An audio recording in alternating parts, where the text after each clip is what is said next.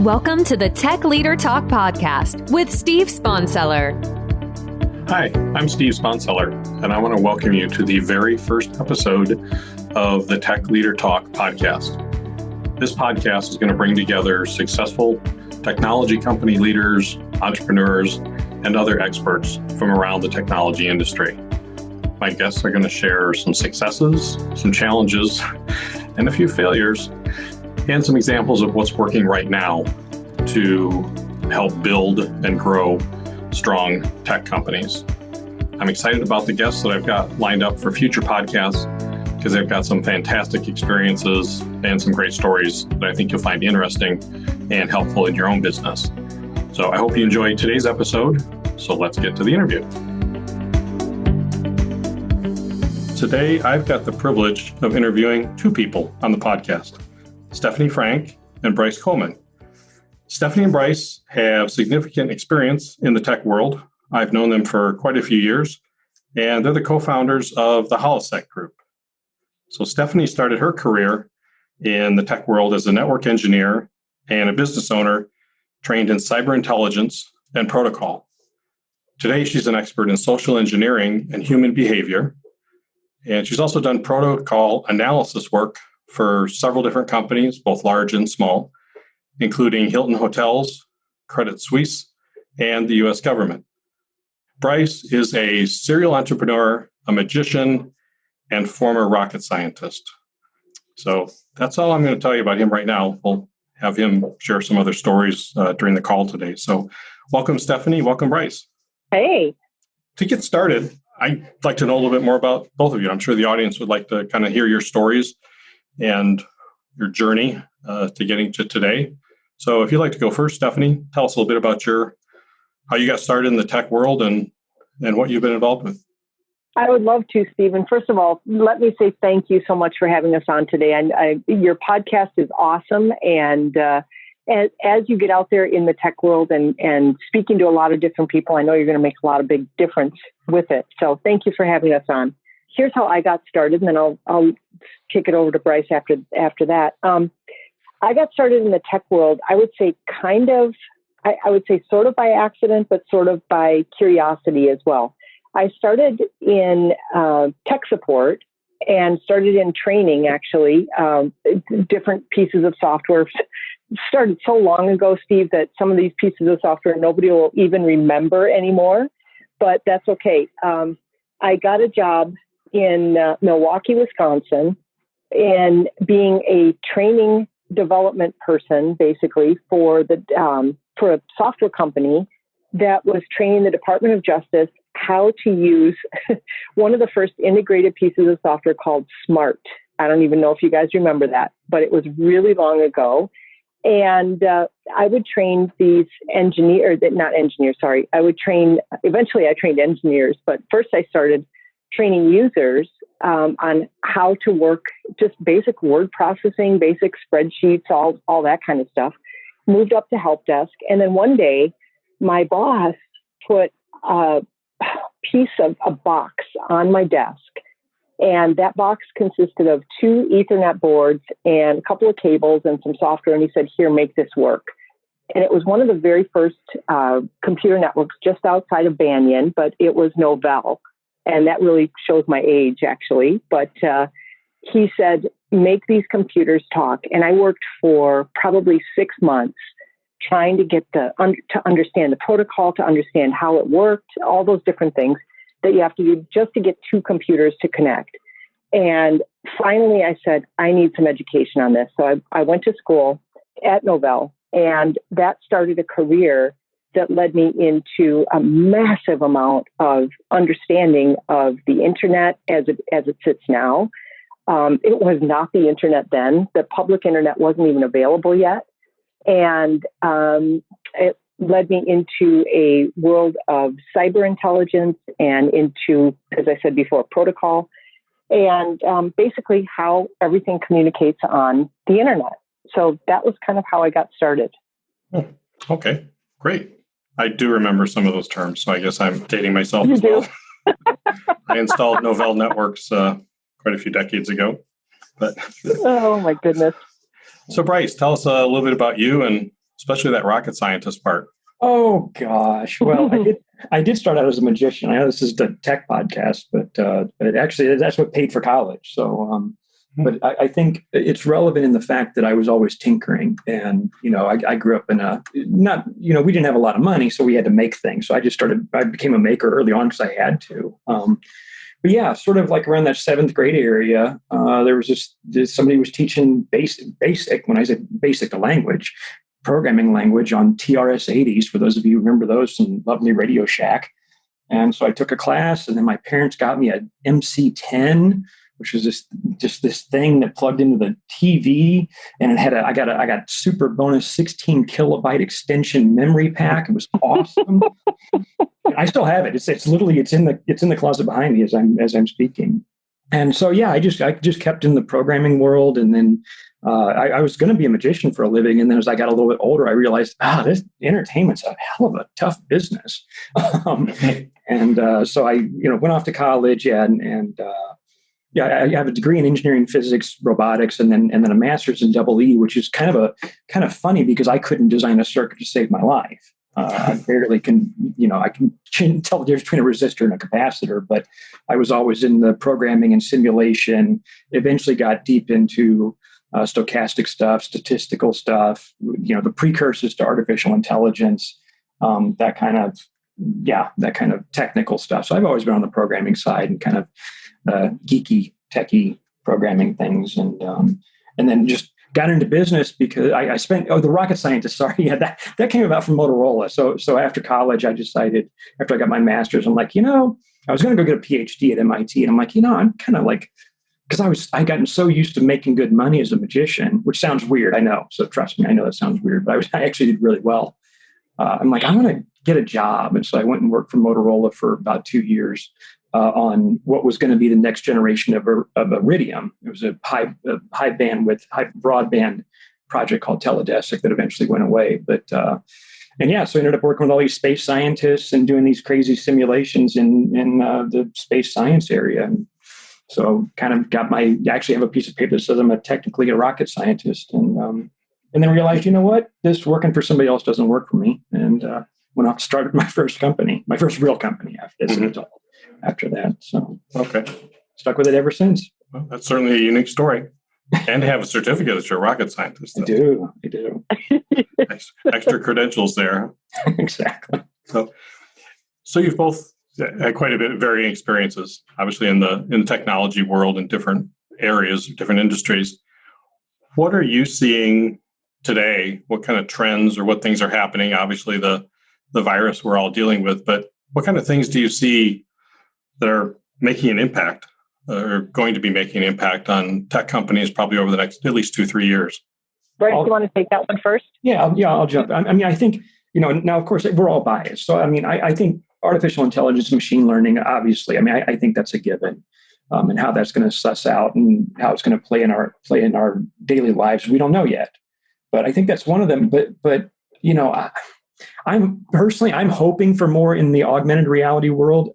We know that of course VR, it's still a little elite because most of the headsets, if you take out Google Cardboard and stuff, the headsets are still rather expensive for most people. But we're moving online. There's no question. The pandemic has forced people that probably never thought they'd be having Zooms and doing work on the computer via communicating via the computer. So I don't know if VR is going to make the leap. But for me, AI really is. And I think the other one, this is, again, kind of a little self-serving. I think that the more that we're doing in terms of biomedical and neurological sensing, I think there's a lot of stuff going on there that's going to help a lot of people. And whether that's with sort of health conditions having to do with your body or mental issues, where I don't think we have even a sense yet of what this pandemic is going to do psychologically to the world. Hopefully technology will be there to help facilitate that. Yeah, I certainly hope so. Did you want to add to that, Stephanie? I do. And to dovetail on exactly what Bryce is saying, which is why he went first, because he's talking about the tech, and and I will almost always talk about the behavior of people and how they are interacting with technology. And what I'm really feeling and thinking that is going to happen here. Let's just put it this way. This pandemic that we're having right now is going to affect us in ways that we have not even thought about yet, but primarily emotionally. Our loneliness factor is going to go up. Our anxiety factor is going to go up. It already has in most parts of the world. There are many, many things that are happening where people are turning to technology for a solution to ease their pain, basically. And I think that that's going to be a huge trend moving forward. Okay, trend and lots of opportunities there as we discover what is going on and how to address those, both the issues and some of the underlying causes. So, okay, good. Well, real quick, I think technology is going to be required because we don't have enough humans to help everybody. And I Good think, point. Yeah, great point. Technology is it's going to be critical. I mean, for people that just don't have access to, whether it's a therapist or whatever, I think, now how that's all going to work out, we don't know. But not just that they don't have access, but there is a they don't want to admit basically that they have a problem. So there's a factor there where technology can basically just eliminate that. More anonymous, Private. and you don't have to step up publicly and worry about the perceived stigma or whatever. And say I've got a problem. Right. Yeah. Exactly. I would imagine, the stuff that people say to Siri or, your pick your favorite, your favorite, chat bot, they will say things to that device, this piece of hardware that they would never say to another human being. Mm-hmm. Right. Yeah. Interesting social issue there, or behavioral issue, I guess. So you've both been in some different jobs in different industries and seen a lot of different leaders. And you read about in the paper, you get serial entrepreneurs, serial business builders who seem to have one success after the other. And then other people who seem to have a great idea and they have the funding, but they struggle.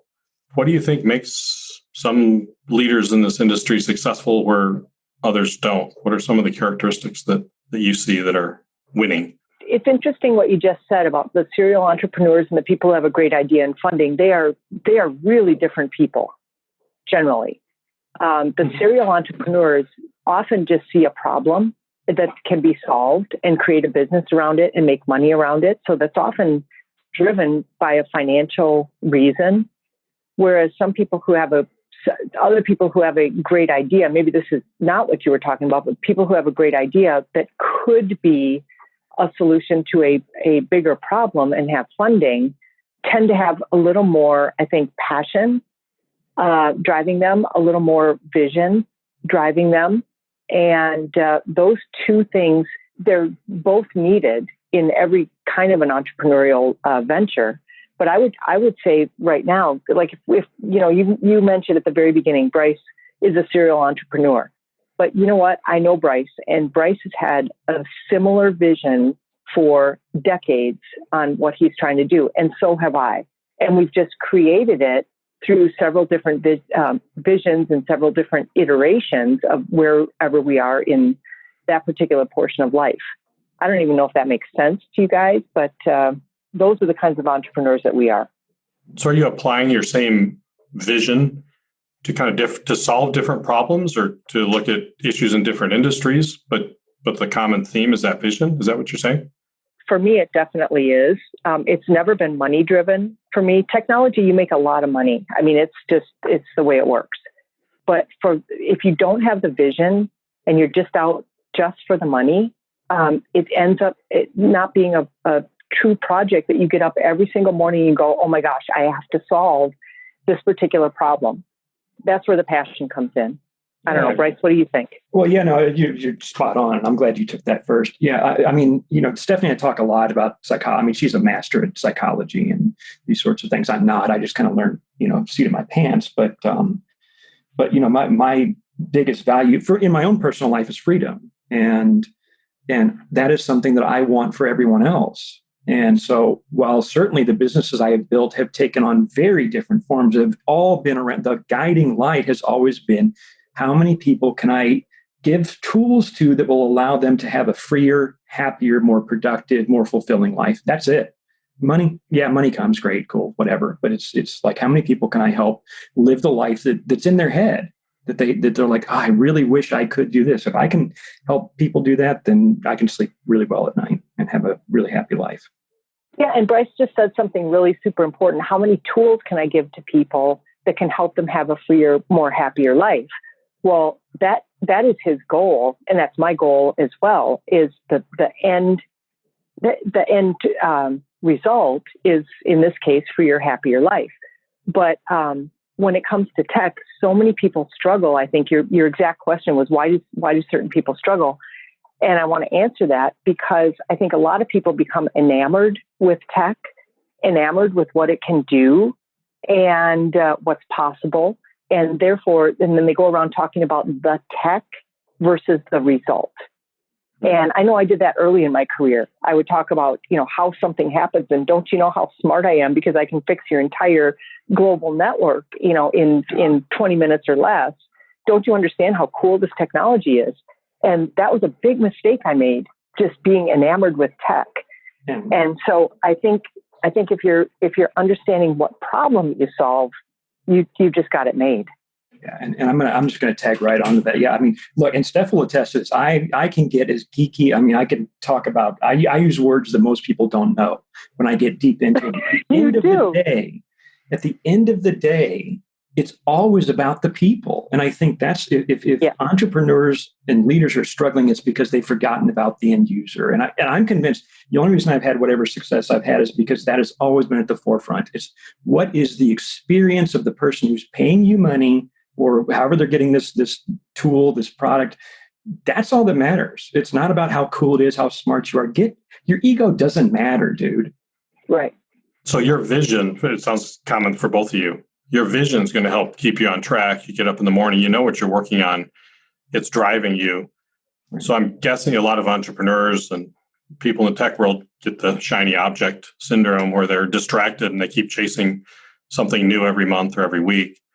Is your vision and your focus there, is that what keeps you on track and likely to lead you to better success? For me, as I look back on several decades of being in tech, and if I could think of one thread, you said something just a minute ago, Steve. You said, well, you know how you wanted to get there. I never knew. I never knew that tech was going to be the way. I was very curious about it. But most importantly, I saw people struggling. I saw those people. I said at the very beginning, I worked with, the Department of Justice, and I worked with the government. I saw these people struggling with technology just to get their job done. And these are really, really super smart people who let a little computer just make them feel stupid. And that bugged me. That really bugged me. And it still bugs me.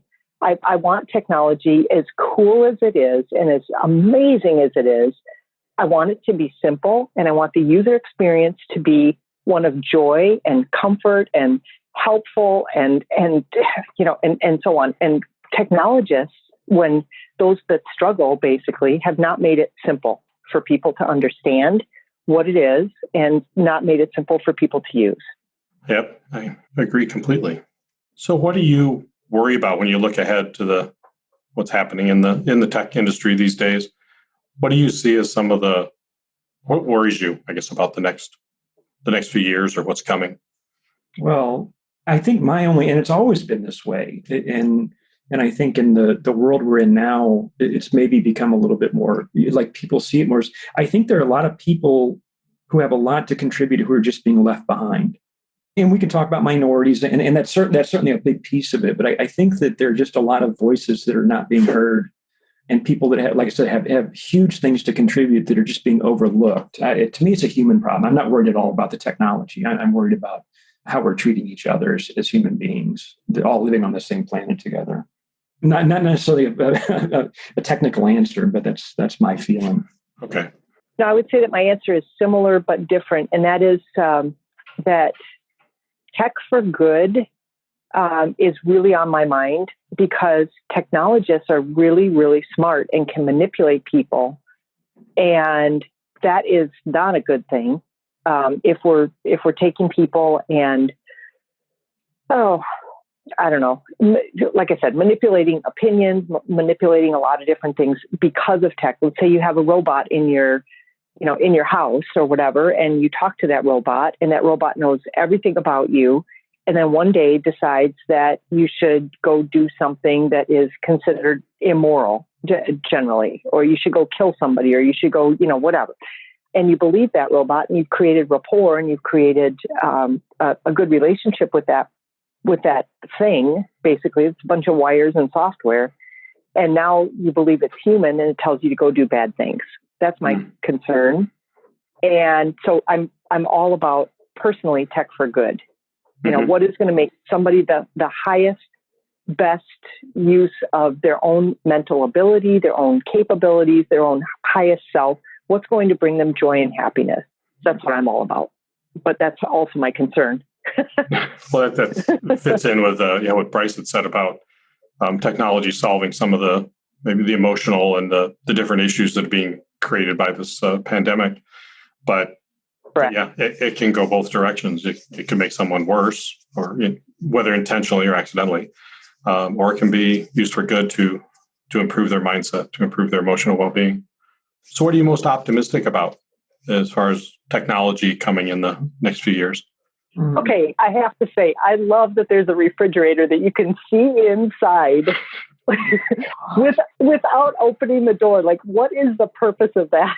I don't get it. I'm sorry, I just had to say that. But so you're at the grocery store and you forgot your shopping list. You can say, how much milk do we really have? Oh my God. That's a critical problem. Okay, so hang on. Hold on. I want to go back to the previous question just for a minute, because you struck something with me, Steve. Okay. I think technology is making us stupid because we don't have to do anything anymore. We're being lazy. I mean, and I remember when I was young, I was like, wouldn't it be great if technology could do everything I don't want to? Well, hello, then why are we here? Right. Yes. Right. Yeah. Good point. Okay, sorry. I'm back to the question at the end. Sorry, what was it? Yeah, what was it? What are we optimistic about, Steph? What are we optimistic about?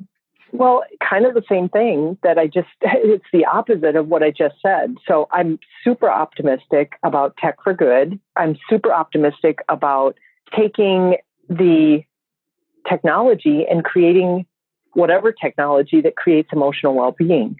I believe we can do that.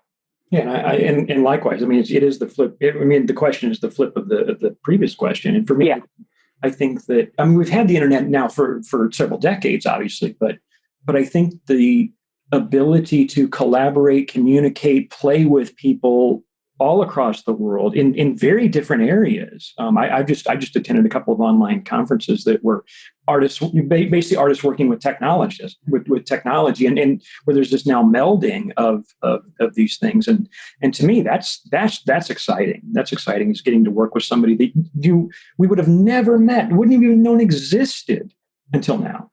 Mm-hmm. Tell me a little bit about how the two of you met. How did you get started and become co-founders in this venture? You take it, Steph. We were introduced by a mutual magician friend, and it took us, Bryce, a little over a year to actually get together and connect.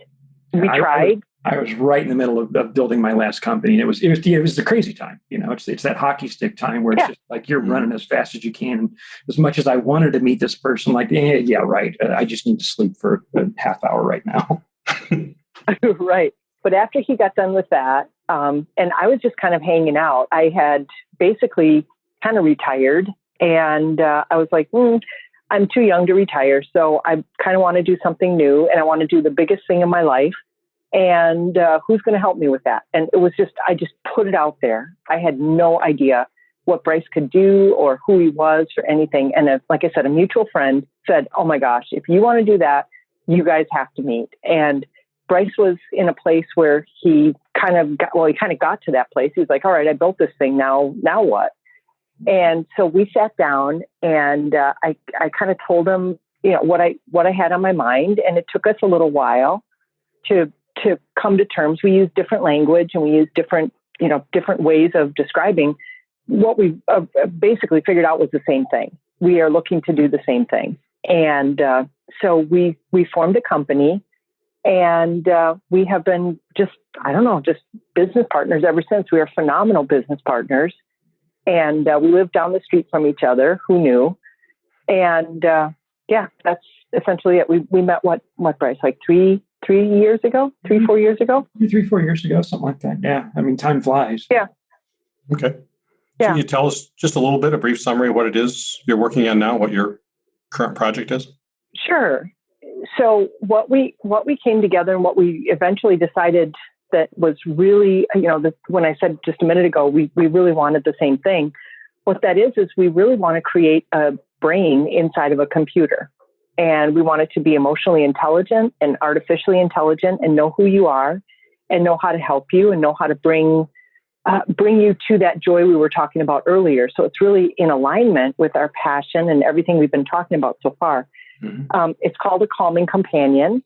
And we are creating an engine, basically, that can go in anything. It can go in a piece of software. It can go on your wrist. It can go in a plush toy. It can go just pretty much anywhere. And so we've created that engine. We've created the framework for the engine, I should say, right now. And we're in the middle of creating the details of the engine. But our first product is, as I said, called the Calming Companion.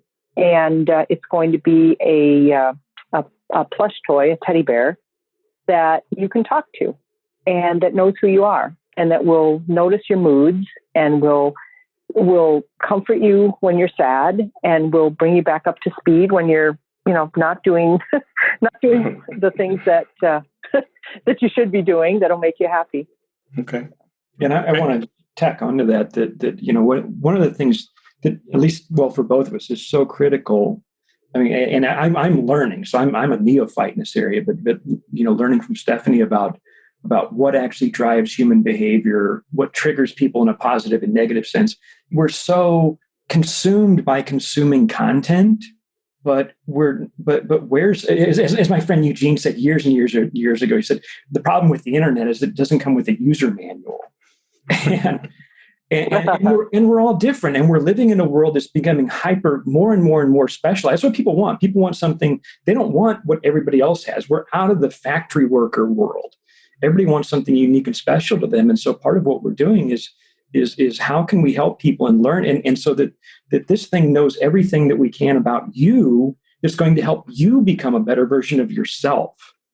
I'm not here to be your guru. We're not here to be, not even your therapist. It's kind of you teaching yourself and calling yourself bad names when you're being stupid. Interesting. Yeah, I'm looking forward to seeing that, and I know it will fill an important need that's out there. So I guess my last question for each of you: what's one thing that you've learned through your work experiences that could help other technology company leaders? What's a number one tip or a number one lesson? Wow. Number one tip or a number one lesson, I would say this: tell the truth. Whether that is in a business situation, in a situation where maybe in technology doesn't always go well. Okay, so maybe but tell the truth. That, I think, is the biggest lesson I've learned. And I was just gonna, as I'm thinking about that, I was thinking there was a time at which I used to work in a number of police departments and in government and also federal government. But this was at police departments. I remember one time, one of my techs, I had 15 guys working for me, and one of my guys did something stupid, basically, in a server somewhere and fried the hard drive and the backup. And you know how those kinds of things sort of go. Yeah. And all of a sudden it's a liability issue. And we just lost a whole bunch of police data. And I had to go to the police chief and ultimately the city and all that stuff. And basically, I had to say what happened. And I was young at the time, but I remembered that the one thing I thought, what am I going to tell these guys? Am I going to tell them that, the guy dropped a screwdriver in there? Am I going to tell them whatever? And I ended up telling the truth. And everybody said, okay, this is a really unfortunate situation. It's a problem. And we worked it through. But I was scared to death. And after I told the truth, everything worked itself out, even though it was super scary. And I think a lot of people try to cover up They try to be smarter than they try to act smarter than they are. They try to act in ways that they probably shouldn't, but they don't tell the truth. And especially if you're growing a business or you're leading a company, telling the truth and being vulnerable, I think, is the most important. I don't mean sloppy. I mean just factual. That's the biggest lesson I've learned. Okay, great. Thank you. You took mine. Dang it. But I did? In a way. No. But that's the way I was raised. I mean, in my household, there was really only one rule, which is don't lie. And it's funny because I became a magician. So I was literally paid to lie, but it's a fine line. But yeah, if you're writing me a check and we have an agreement, an understanding that my job is now to deceive you, then that's fine. Otherwise, and Steph's right. The truth will always come out. And then but anyway, but to answer the question with a different answer, I would say collaboration. I think that, I see a world where the people who are most successful are the ones who approach a new relationship, approach everything with curiosity. And, when we meet somebody new, when we find out about a new competitor, we find out about a new product, we find out about something, we can come at it from many different angles. One of them is, we can be combative, or we can say, gosh, is there something we can learn? The work that we're doing now, it is structured specifically so that we get to play with other really, really smart people who are really brilliant at the things they do. And so that we can all come together and create something better than any of us could have done on our own. Okay, great. Yeah, fantastic lesson. We have a saying on our team. It's called "Stay in your lane," because of the brilliant people that we do have, and we've all had a lot of experience. So it's really beneficial and wonderful to be able to just kind of stay in your lane and go, wow, this the work that I do in my lane seems super easy. And everybody gets to say that when they're in their own lane. It's really cool. Yes. So if listeners want to connect with you or learn more about what it is the two of you are working on, where can they go? And I'll get this link in the show notes too, but where's the best place for them to visit? Sure. We have a website up for the Calming Companion or Calmpanions. It's called wekeepyoucalm.com. And we have the first version up there so people can go and take a look at that. If you're worried, confused, if you're in a situation where you need some comfort, our first product there will be at wekeepyoucalm.com. Okay, great. Thank you. Like I said, I'll get that in the show notes too, so there'll be a link there for anybody that wants to click on it if they're not able to write it down right now. So I want to thank both of you, Stephanie and Bryce, for being on the podcast today, sharing your experience and your knowledge. And I loved hearing the stories and learning even more about you. I already knew you, but great to learn more about you and your activities. So I want to say thanks again, and I appreciate you spending the time with me. Steve, this was great. Thanks, Steve. Thanks for listening to the Tech Leader Talk podcast. Please subscribe to this podcast so you don't miss an episode. Just click the subscribe button in your podcast app right now. Get your free copy of Steve's latest book, Cracking the Patent Code, and discover his proven system for identifying, evaluating, and protecting your most valuable inventions. Just go to stevesponseller.com/book and get your free copy today.